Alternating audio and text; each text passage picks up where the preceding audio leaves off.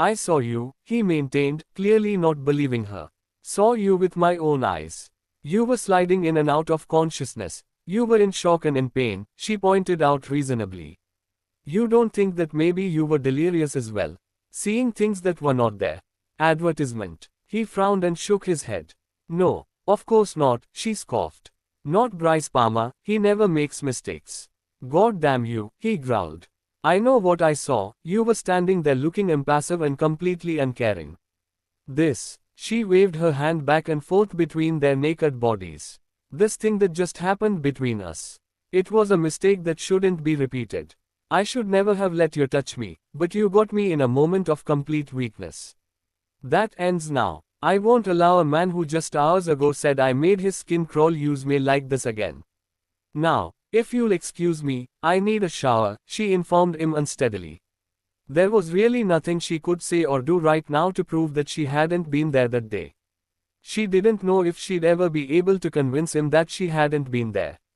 He seemed so convinced. That a man she had once thought loved her could believe something so unspeakable about her was incredibly painful.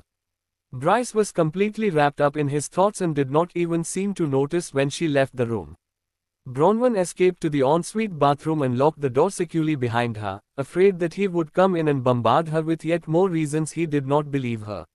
She ran the shower as hot as she could stand it but shivered beneath the relentless spray. God, if he had spent the last 2 years believing something so awful about her, it was no wonder he hated her so much. It was an obstacle that could not easily be overcome because he had it firmly in his head that she had betrayed him in the worst possible way by leaving him literally broken and bleeding. She knew how her stubborn ass of a husband's mind worked. To his way of thinking, all of his sins were now superseded by her unforgivable betrayal. How very convenient for him. It made complete sense that he would believe something like this about her. It was easier for him to blame her and hate her rather than deal with the fact that due to his own thoughtless actions he had lost his wife, his child, and his hearing all on the same night. Unfortunately he didn't doubt what he had seen that night, and while Bronwyn could understand why his mind had fabricated this bizarre coping mechanism, she couldn't forgive it. She hunched over and clasped her arms around her midriff, afraid that she would be sick. She swallowed down the nausea and leaned back against the tiles of the shower stall, sliding down against the wall until she was sitting on the floor with her knees raised to her chest. She had her face buried in her knees and her arms covering her head. She did not know how long she sat there shivering, unable to get warm, unable to even cry as she tried to deal with the shock of knowing how very much her husband despised her. The needle-like spray suddenly stopped and Bronwyn raised her head hesitantly, a bit disorientated by the sudden cessation of water.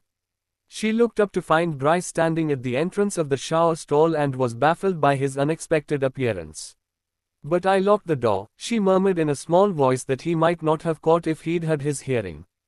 Advertisement. You forgot to lock the other door, he pointed out quietly, able to read her lips despite the steam, and she groaned, remembering that the luxurious bathroom was shared by 2 bedrooms. Come on, Bron, you need to dry off. You'll make yourself sick again. She noticed, for the first time, that he had a huge, fluffy, white bath towel draped over his hands. She nodded but didn't move, and Bryce shocked her by stepping into the wet stall, uncaring of the fact that he wore socks and was dressed in clean boxer shorts and a t-shirt.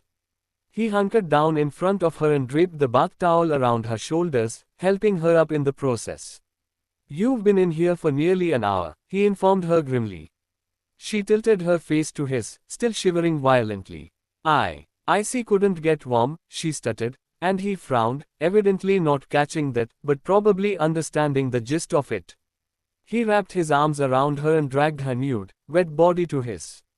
He held her so tightly and so closely that the trembling abated almost immediately. He led her out of the shower stall and unlocked the door, leading her back into the master bedroom. He gently steered her toward the bed and seated her on the edge, kneeling in front of her as he patted her dry with the fluffy towel. You're wet, she observed inanely, noting the dampness of his t-shirt and shorts while she tried not to stare at his muscular naked legs. He had showered as well, if his damp hair was anything to go by. He caught her words because he was looking directly at her when she said them and shrugged in response. I'll dry, he dismissed. She noticed that it was still dark outside and grimaced. She checked the time on the alarm clock on her bedside pedestal. It was just after 3:30. "Why did you come to my room tonight?" she asked hoarsely, and even though she was looking right at him when she asked it, he did not respond. Instead, he lowered his eyes and continued to pat her dry. He left her briefly to pad to the bathroom and returned moments later with a smaller towel for her hair. "We'll have to dry this," he was muttering. "You've been so sick, I don't think it would be wise for you to sleep with wet hair.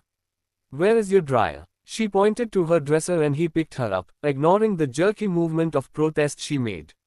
He deposited her on the padded seat in front of the dressing table, and Bronwyn was confronted by her own haggard reflection.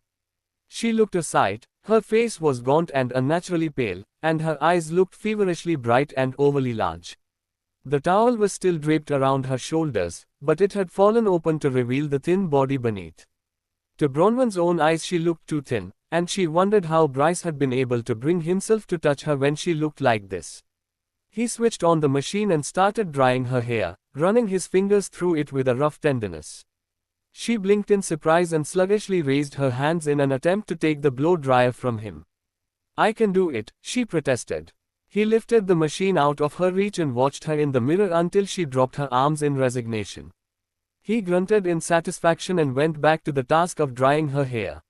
When it was dry enough to suit him, he ran a brush through the dark, silky mass and then tied it back with one of the hair ties lying scattered on the dressing table.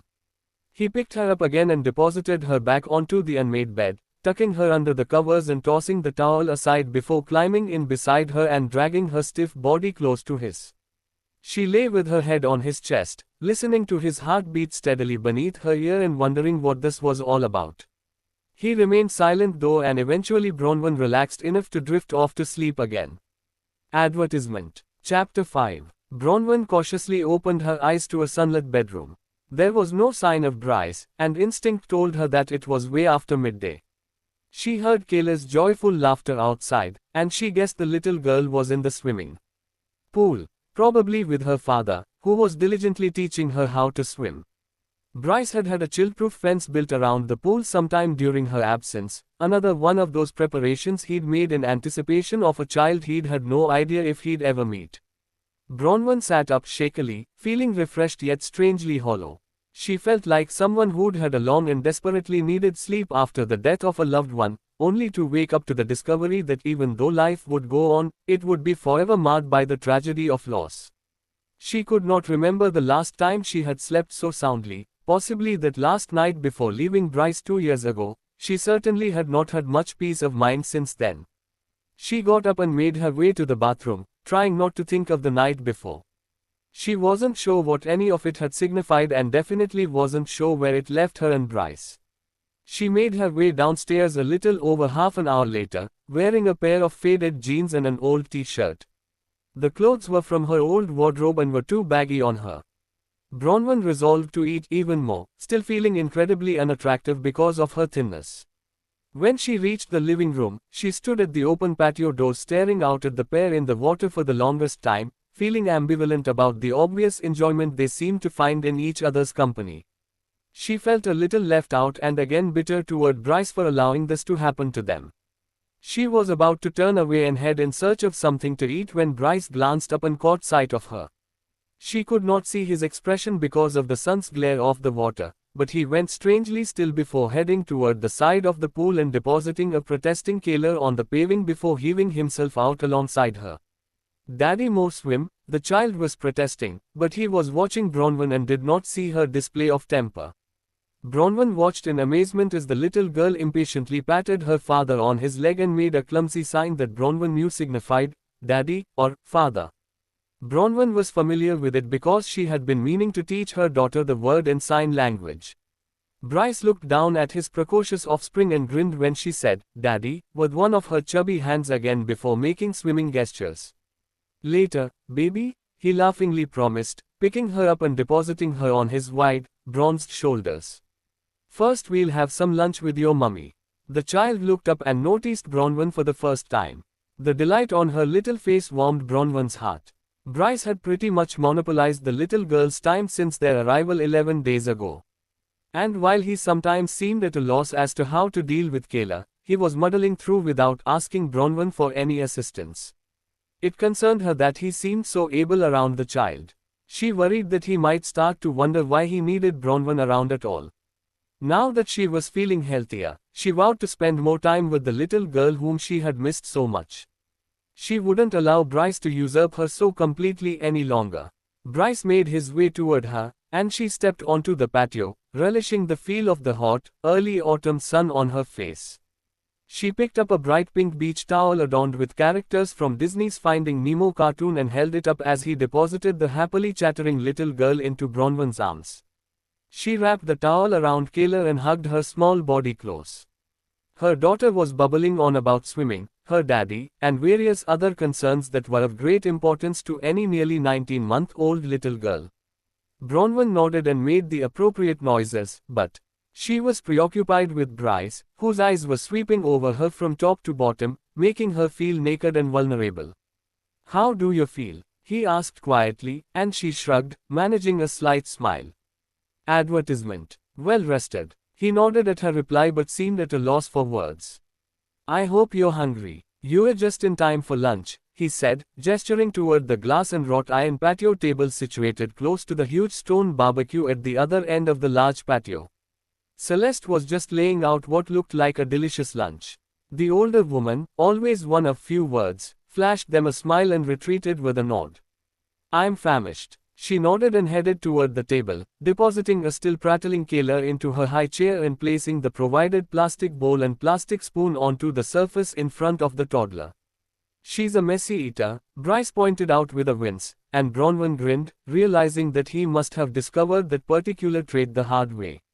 Most of Kayla's meals seemed to wind up all over herself and anybody else in the general vicinity, but the little girl obdurately refused to allow anybody to feed her, insisting that she could do it herself. It was a stubborn streak that she had inherited from her father, and Bronwyn wished that she had been there to witness that particular battle of wills firsthand. It must have been a novelty for Bryce to discover someone as hard-headed as himself, especially someone as tiny as Michaela. "I know." Bronwyn smiled. "She rejects any attempt to help feed her. I usually give her extra portions in the hopes that she manages to get as much of it into her mouth as she does all over everything else. But sometimes I have to take the bull by the horns and feed her myself anyway, despite her fervent protests. She is also inordinately fond of ice cream," he pointed out with a grimace, seeming to recall something particularly unpleasant.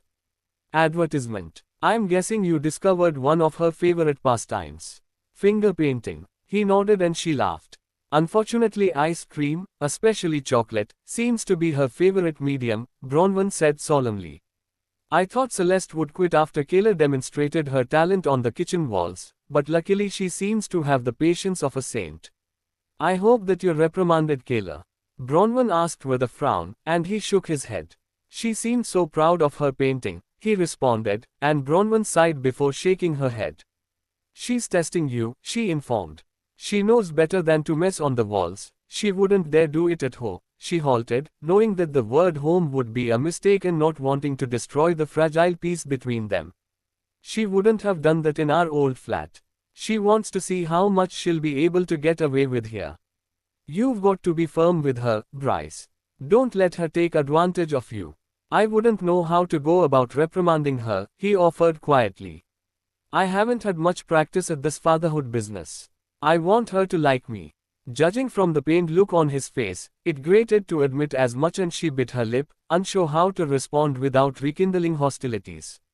"I can guarantee," she began reluctantly, not really wanting to help him with this but knowing that it was in Kayla's best interests, "that she loves you already, Bryce.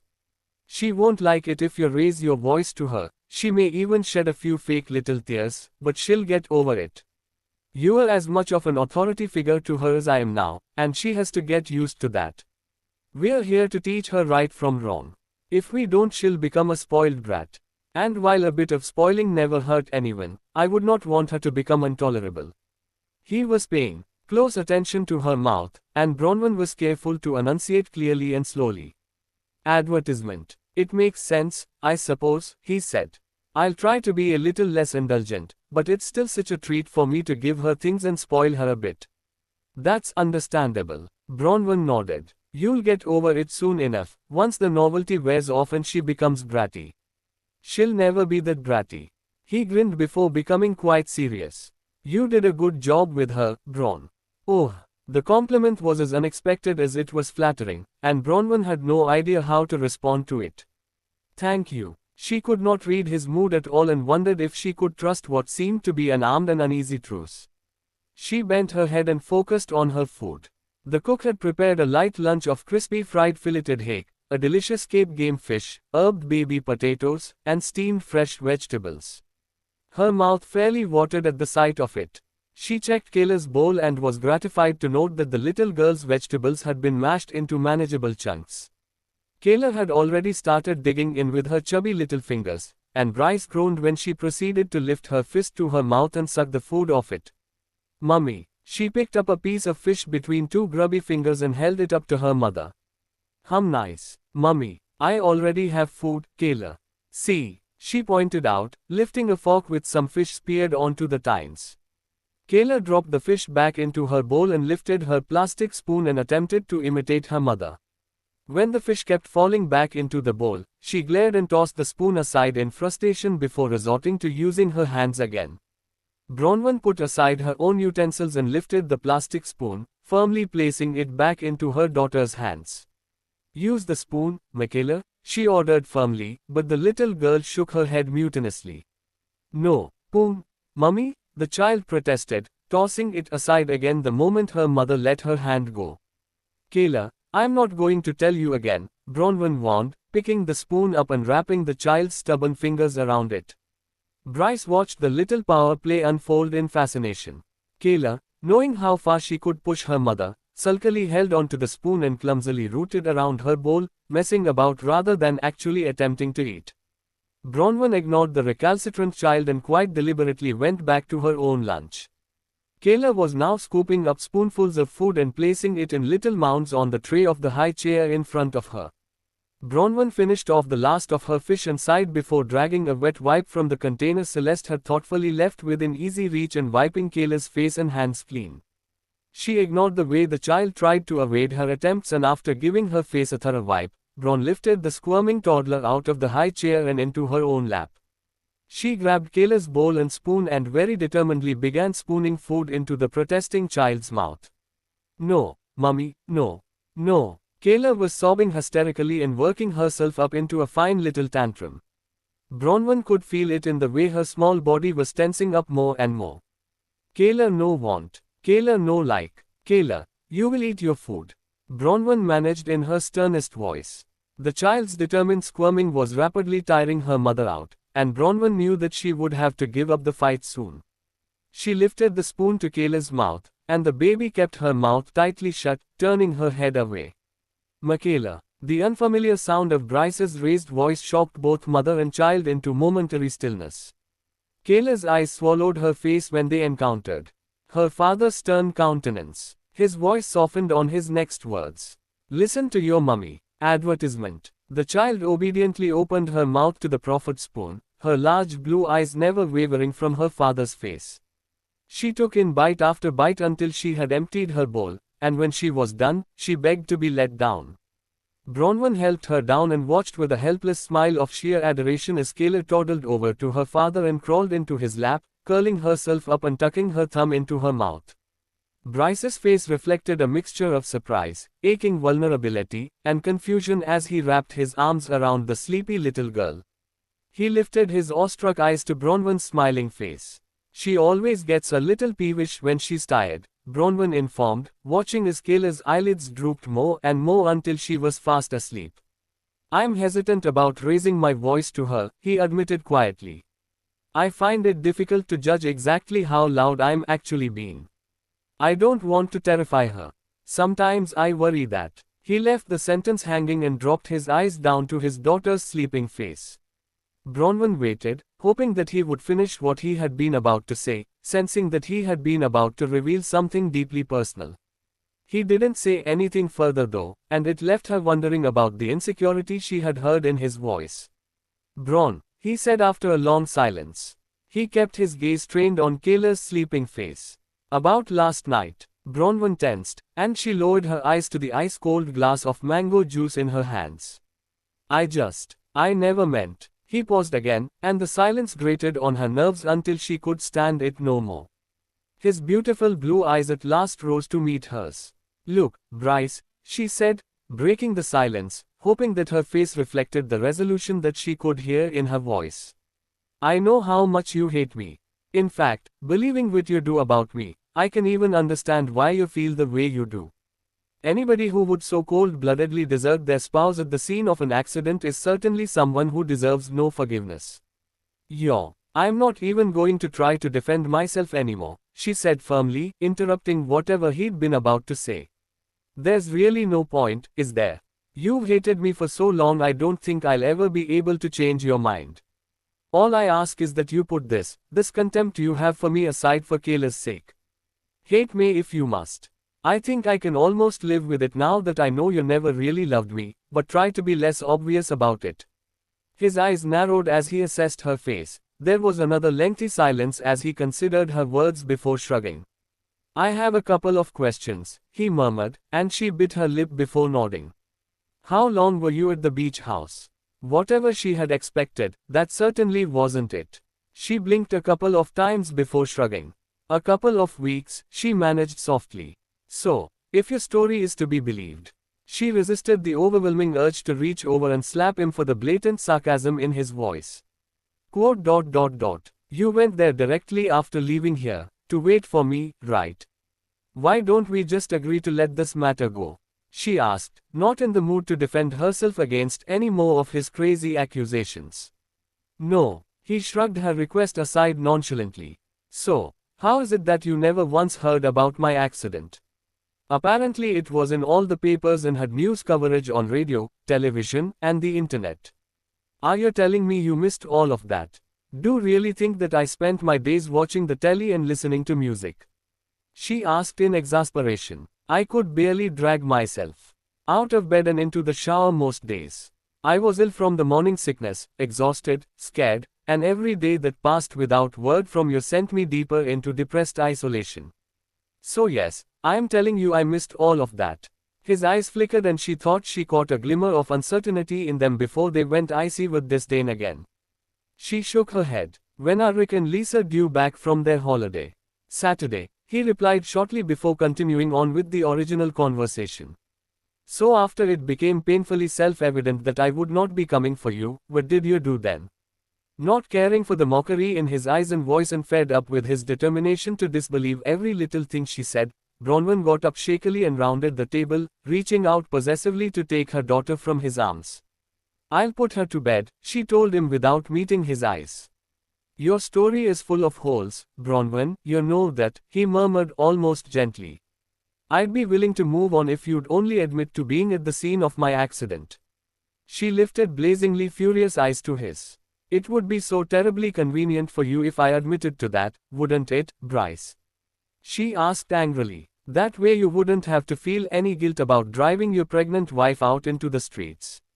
No guilt about leaving her to fend for herself while she was so ill she was terrified she would lose your baby. You wouldn't have to be accountable for anything that has happened since the night I left. Well, you can go to hell because I refuse to give you that satisfaction. Bronwyn turned away angrily and carried Kayla back into the house. She headed straight for the baby's room and after tucking her in, stood beside the cot and watched the baby sleep, her heart absolutely overflowing with love for the innocent child. You're worth everything, my darling, she whispered, leaning over to kiss her short, silky curls. When she straightened up and turned around, Bryce was standing in the doorway, still wearing nothing but his board shorts. She frowned resentfully, annoyed that a deaf man could move so silently, and moved to pass him. He barely shifted, crowding her abominably as she tried to squeeze through the doorway and into the hall. She flushed crimson when she inadvertently brushed against his muscular naked chest. She frowned up at him, making sure he was looking at her before she spoke. Advertisement. Get out of my way, she demanded, and he grinned lazily. Glad to see you are getting your fire back, babe. Don't call me that, she reprimanded, and he grinned. You never complained before. She went an even brighter red as she recalled the very rare instances during which he had used the endearment in the past, always in the most intimate of circumstances and very rarely outside of bed. He had used it now just to rattle her, she could see it in his eyes. She pursed her lips and pushed her way past him. He grabbed her wrist, just as she thought she'd managed to escape.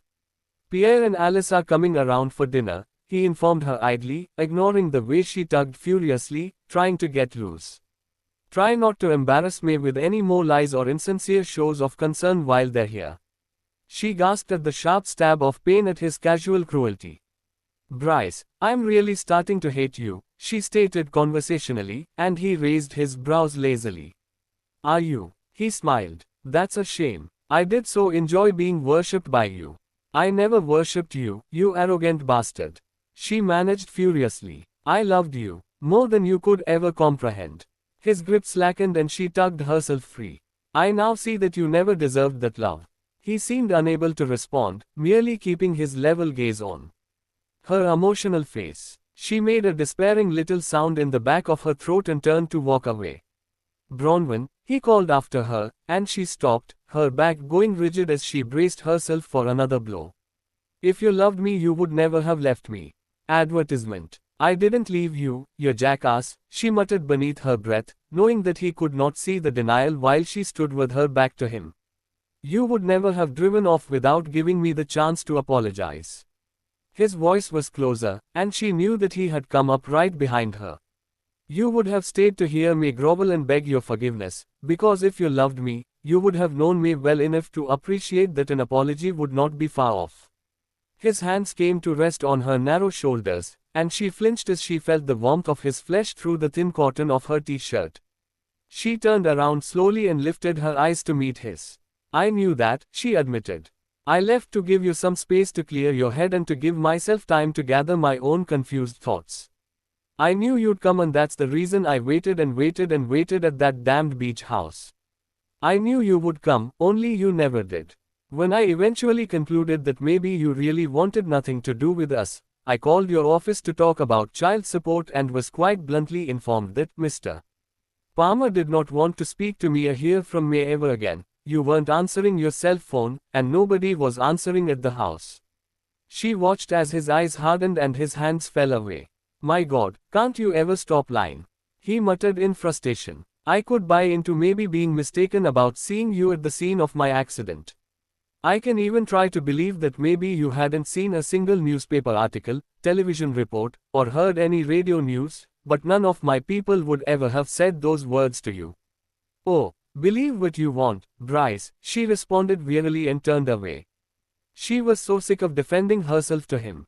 Oh no you don't. He caught her arm in a bruising grip to prevent her from walking away. I spent 2 years looking for you, Bronwyn. Why would I have told my staff to stonewall you when I was trying so hard to find you?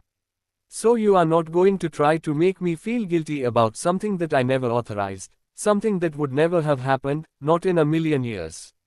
She shook her head and stepped back, jerking her arm violently out of his tight grip before deciding to make use of some of the SASL that she had learned and using her hands rather eloquently to say something quite unmistakable. For a second he was taken aback, and he blinked a couple of times before bursting into laughter, the sound so natural and spontaneous that it took her completely by surprise. You didn't just tell me to.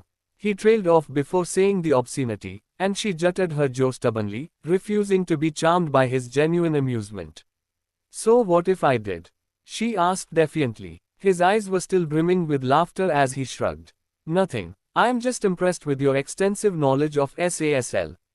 He shrugged and she went bright red. Not that extensive, she told him self-consciously. It was the first thing I learned because I knew that it would probably come in handy in most of my dealings with you.